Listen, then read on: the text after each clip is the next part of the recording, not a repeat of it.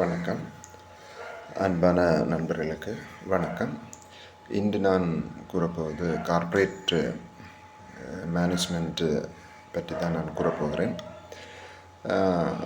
நம்ம அதுக்கு முன்னாடி ஒரு சின்ன கதை. இந்த கதையில் எப்படின்னா, ஒரு அரசன் 4 குதிரைகளை பூட்டிட்டு காட்டு வழியாக போயிட்டுருந்தான். அந்த காட்டில் பயங்கரமான மிருகங்கள்லாம் இருக்கும். இப்போ இந்த காட்டில் போயிட்டுருக்கும்போது திடீர்னு சிங்கம் வந்துச்சு.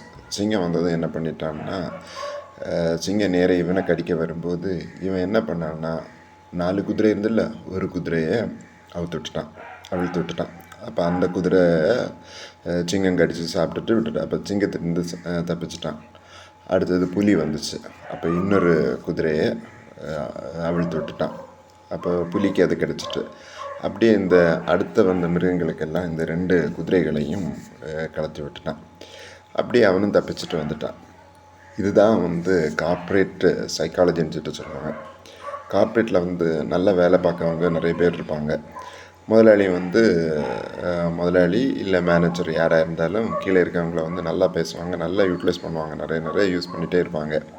திடீர்னு ஒரு க்ரைசிஸ் வரும்போது இந்த மேனேஜரோ இல்லை இந்த மேனேஜ்மெண்ட்டோ தப்பிக்கிறதுக்கு என்ன பண்ணுவாங்கன்னா, இந்த குதிரைகளை அவிழ்த்து விட்டது போல் எல்லாத்தையும் அவிழ்த்து விட்டுருவாங்க. ஸோ இந்த சைக்காலஜியை நம்மளை புரிஞ்சுக்கிட்டு நம்மளும் ஒர்க் பண்ணணும்.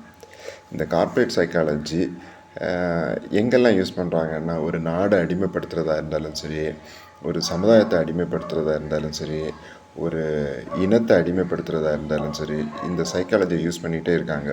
நம்மள்ட டெய்லி நடக்கக்கூடிய எல்லா செயல்களையும் நம்ம பார்க்கும்போது இதே மாதிரி ஒரு சைக்காலஜி பிஹைண்ட் தி கார்ப்பரேட் இருந்துட்டு தான் நம்மளை பலிகடாக்கிட்டுருக்காங்க. நன்றி நண்பர்களே. இன்றைக்கி ஒரு கார்ப்பரேட் சைக்காலஜி பற்றி நம்ம படித்தோம். இனி வரக்கூடிய வீடியோக்களில் வேறு வேதாந்தத்தை பற்றியெல்லாம் நம்ம பார்க்கலாம். நன்றி.